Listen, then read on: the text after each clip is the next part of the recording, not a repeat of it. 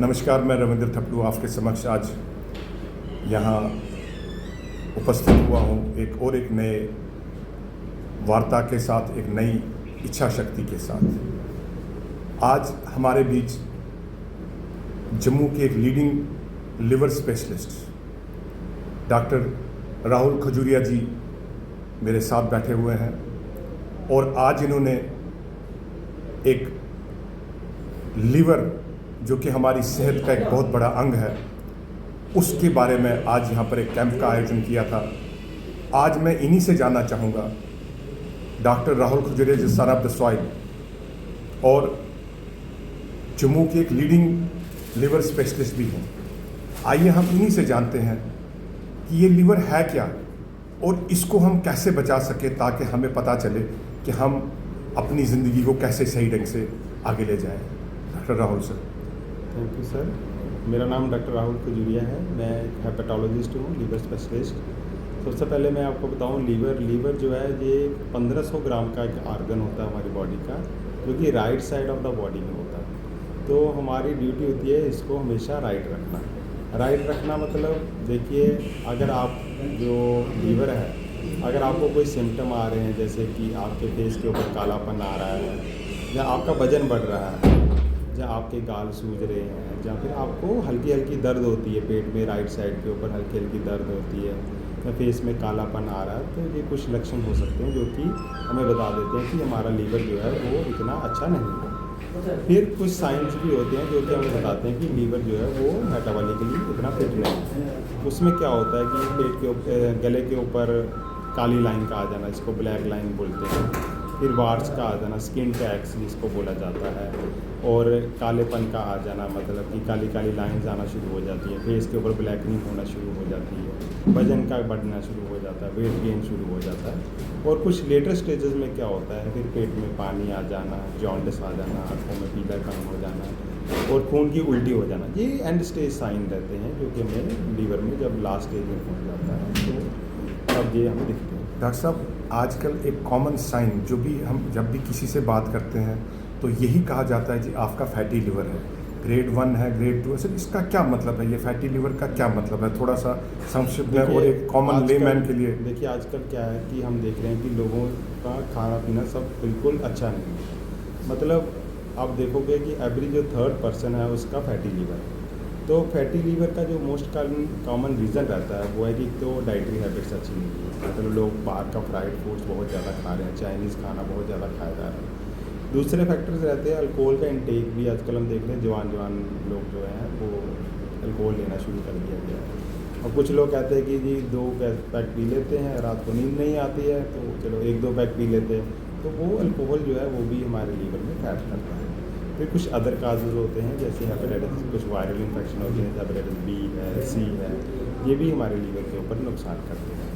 फिर आजकल हमने देखा है कि फार्मासिस्ट जो लोग जो हैं वो खुद ही दवाइयाँ देते रहते हैं। मतलब थोड़ी सी खांसी जुकाम हुई, दवाई लेना शुरू कर देंगे। तो मतलब ओवर द काउंटर ड्रग्स जो ली जा रही हैं, ये भी हमारे लीवर के ऊपर काफ़ी नुकसान करती हैं। ये भी हमें मतलब फैटी लीवर की तरफ प्रोन करती है। तो ये सारे कारण रहते हैं जो फैटी लीवर की तरफ। सब अब अगर मैं आपको फिर बता देता हूँ कि हम इस टाइम बात कर रहे हैं डॉक्टर राहुल खजूरिया जी, जो कि एक JNK के एक नामी ग्रामी लिवर स्पेशलिस्ट हैं, सन ऑफ द सॉइल हैं।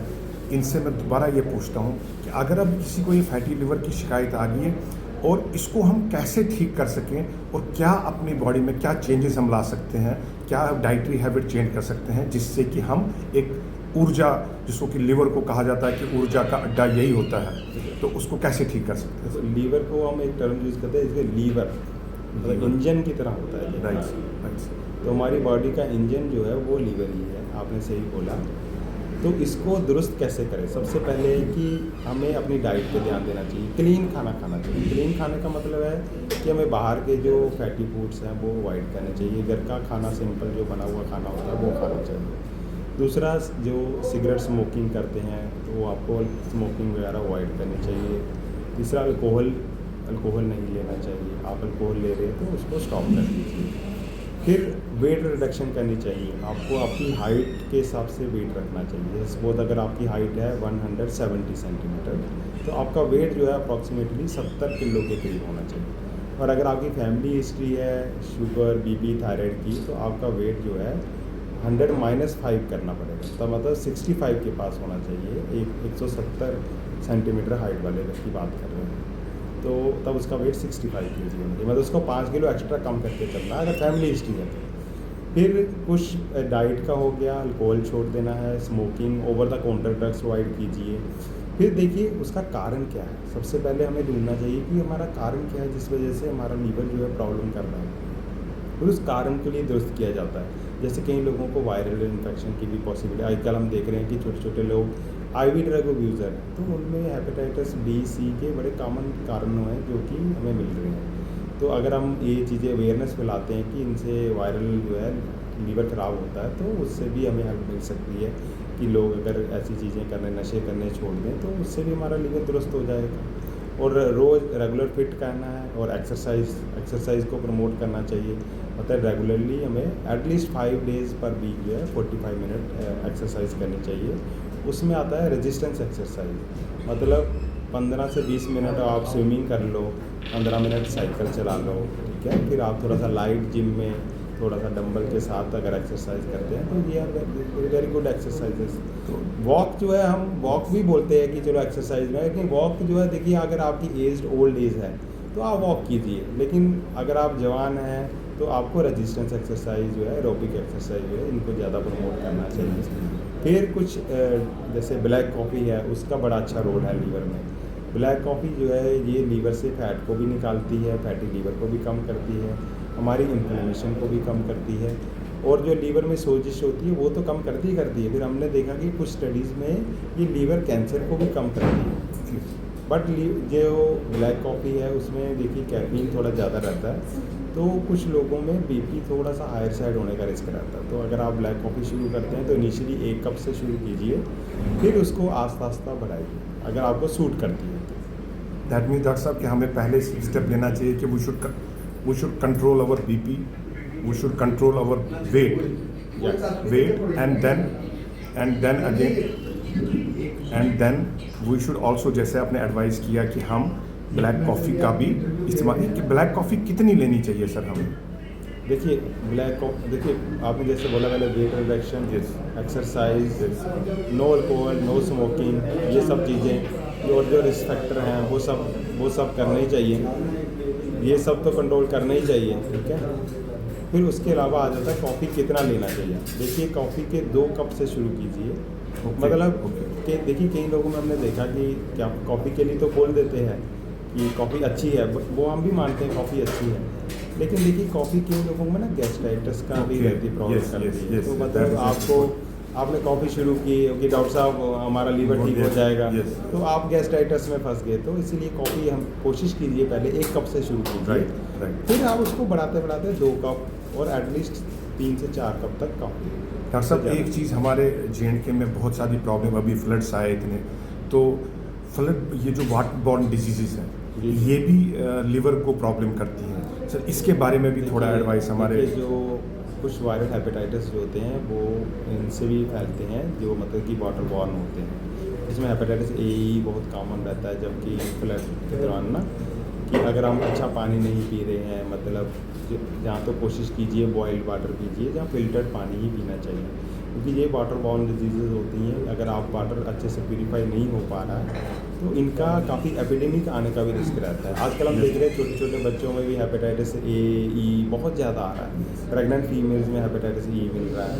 तो ये वाटर बॉर्न डिजीज़ रहती हैं जो मतलब कि मोस्टली अनहेल्थी वाटर ड्रिंकिंग की वजह से, आप बाहर चले गए, टंकी का पानी था किसी ने साफ़ ही नहीं किया कभी, वो क्लीनिंग ही नहीं हुई उसकी, तो ऐसी चीज़ें जो है ये काफ़ी सुनने को मिल रही हैं। और जब हॉस्पिटल में बहुत सारे केसेस आ रहे हैं जिसमें वायरल हेपेटाइटिस बहुत ज़्यादा कॉमनली हमें मिल रहा है, खासकर छोटे बच्चों में। तो इसका मतलब है कि हमें पानी भी शुद्ध पानी पीना चाहिए, जिससे कि हमारा लिवर सेफ रहे। देखिए अगर आप तो पेरिफेरी एरिया में है तो मतलब बॉयल करके पानी पीजिए, बॉयल करके ठंडा करके पानी। डॉक्टर साहब आजकल एक डॉक्टर साहब सभी रेफ़र करते हैं जी, लीवर का एक टेस्ट होता है फाइब्रोस्कैन जिसको कहते हैं। जी। क्या फाइब्रोस्कैन सबको करना चाहिए, और अगर करना चाहिए तो इसके क्या फ़ायदे हैं? देखिए सबसे पहले जब हम लीवर स्क्रीनिंग करते हैं तो सबसे पहले हम देखते हैं पेशेंट का वेट कितना है। अगर देखिए आपने बहुत अच्छा क्वेश्चन पूछा है कि किसको करना चाहिए। देखिए, अगर आपका वेट ज़्यादा है, आप ओबीस हैं, जहाँ फिर आपके पेरेंट्स में शुगर, बीपी, थायराइड की प्रॉब्लम है, उनके कोलेस्ट्रॉल हाई साइड रहते हैं, जहाँ आपके फैमिली में किसी को लीवर की प्रॉब्लम थी, लीवर का सिरोसिस था, तो ऐसे लोगों को तो अपना लीवर स्क्रीनिंग करानी चाहिए। फिर देखिए, लीवर स्क्रीनिंग में सबसे पहले आता है कौन सा टेस्ट कराएं। तो सबसे पहले होता है ELT, जो कि ब्लड का टेस्ट होता है, जो बेसिक टेस्ट है ELT। नॉर्मल जो मतलब 25 साल का लड़का है, उसका ELT की वैल्यू होनी चाहिए लेस देन 35। बट अगर आपका ELT बढ़ा हुआ है, मतलब आपका ELT डबल है, ELT इसको हम SGPT भी कहते हैं। अगर SGPT 80 आता है तो इसका मतलब है कि आपको कार्डिक रिस्क होना, क्या कार्डिक प्रॉब्लम होने का रिस्क अगले 5 साल में 7 से 10% बढ़ जाएगा। तो सबसे पहले तो हमें ELT टेस्ट कराना चाहिए। उसके बाद हम फिर स्क्रीनिंग में देखते हैं पेशेंट का वेट ज़्यादा है, शुगर, कोलेस्ट्रॉल, ये सब टेस्ट ये साथ में कराने चाहिए। और फिर साथ में हमें अगर लगता है कि पेशेंट का प्रॉब्लम ज़्यादा है तो फिर हम कराते हैं फाइब्रो स्कैन। तो फाइब्रो स्कैन एक डेफिनेटिव टेस्ट होता है जो हमें बताता है कि लीवर की स्टिफनेस कितनी है और लीवर कौन सी स्टेज में फैटी लीवर है, मतलब ग्रेड 1 में है, ग्रेड 2 में है, ग्रेड 3 में है। फिर इसमें स्टिफनेस का भी अलग अलग लेवल्स होते हैं कि कितनी स्टिफनेस होनी चाहिए। डॉक्टर साहब, क्या शुगर और लिवर इसमें कोई संबंध है आपस में? देखिए, ये बहुत अच्छा क्वेश्चन पूछा आपने। देखिए, जो लीवर है बेसिकली पहले हम बोलते थे कि पैनक्रियाज से इंसुलिन रिलीज होती है। जो लीवर है, लीवर बेसिकली इंजन है हमारा। तो जो शुगर कंट्रोल करने का काम है वो लीवर का ही है। जब लीवर में फैट आ जाता है तो देखिए, अगर सपोज करिए आप खाना खा रहे हैं तो मतलब शुगर खा रहे हैं, खाने में तो शुगर होती है। तो उसको लिए नॉर्मल जो आपको अगर बॉडी जो है 2 यूनिट इंसुलिन यूज़ करती है, जो बॉडी खुद से बनाती है। लेकिन जब आपके लीवर में फैट आ जाएगा तो इंसुलिन की रिक्वायरमेंट बढ़ जाएगी, क्योंकि लीवर के अंदर सेल के अंदर एनर्जी नहीं जा पाएगी। तो जो 2 यूनिट लगते थे वो 2 यूनिट चेंज होकर 4 यूनिट में चले जाए, फिर 4 से 6 यूनिट में चढ़ जाए। मतलब जैसे जैसे आपका फैटी लीवर बढ़ता जाएगा आपकी इंसुलिन की रिक्वायरमेंट बढ़ती जाएगी। तो मतलब आहिस्ता आहिस्ता आप प्री डायबिटिक हो जाएंगे। तो बट पहले कहते थे, अभी हम ये बोलते हैं कि जो डायबिटीज़ है वो लीवर डिजीज़ है। ओके, तो डायबिटीज़ इज है लीवर डिजीज़। राइट। तो इसके लिए टर्म यूज़ की गई थी हेपेटोजीनस डायबिटीज़। Okay, yes. तो मतलब जो डायबिटीज़ है ये भी एक लीवर डिजीज़ का ही पार्ट है। और फिर वही जो है आगे जाके आहिस्ता आहिस्ता इनका लीवर कमज़ोर होते होते मतलब 10 साल के बाद अगर ये लोग नहीं अपने आप को कंट्रोल करते, लीवर को रिवर्स नहीं करते, ये फिर फाइब्रोसिस हो जाता है और फिर ये एंड स्टेज में चले जाते हैं। इसको हम सिरोसिस बोलते हैं। डॉक्टर साहब, आपका बहुत बहुत धन्यवाद। आपको मैं फिर बता दूं कि मैं इस टाइम डॉक्टर राहुल खजूरिया जी, जो हमारे यहाँ नारायणा हॉस्पिटल कटरा में अपनी सर्विसेज दे रहे हैं, अपने लोगों की सेहत का ख्याल रख रहे हैं, एक लीडिंग लिवर स्पेशलिस्ट हैं यहाँ पर हमारे JNK के। और मैं इनका बहुत बहुत धन्यवाद करता हूँ। और मैं जाते जाते इनसे यंगर जनरेशन के लिए what tip they will give to the younger generation so that their liver remains healthy? Tips तो एक ही है। सबसे पहले कि आप एक्सरसाइज कीजिए एटलीस्ट 45 मिनट पर डे, हो सके तो 5 days at least for a week. मतलब 2 दिन तो चलो रेस्ट करने के लिए बोल देंगे। और ये जो चाइनीज़ फूड है उसको say no to Chinese junk foods avoid, junk foods बिल्कुल नहीं लेना है। तीसरा, ब्लैक कॉफ़ी अगर आप लें तो बहुत अच्छा है। और say no to smoking, no to alcohol, no to drugs, और ओवर द काउंटर ड्रग्स नहीं लेंगे। और नशा जो है ये वगैरह जो IV ड्रग यूजिंग जो है ये आजकल हमारे पास बहुत सारे केसेस आ रहे हैं। तो ये thank you very much doctor साहब, आपका बहुत बहुत धन्यवाद। आपने अपना कीमती समय हमें दिया और लोगों को एक विस्तृत जानकारी दी कि हम अपनी, जैसे आपने कहा इंजन है ये हमारा, इस बॉडी के इंजन को हम कैसे सही रख सकते हैं, इसको कैसे हम ओवरऑल कर सकते हैं, डिटॉक्स कैसे कर सकते हैं। आपका बहुत बहुत धन्यवाद। आशा करता हूँ कि आप दोबारा भी हमारे साथ ऐसे ही आएंगे और हमारी सेहत का ख्याल रखेंगे। बहुत बहुत धन्यवाद आपका। Thank you.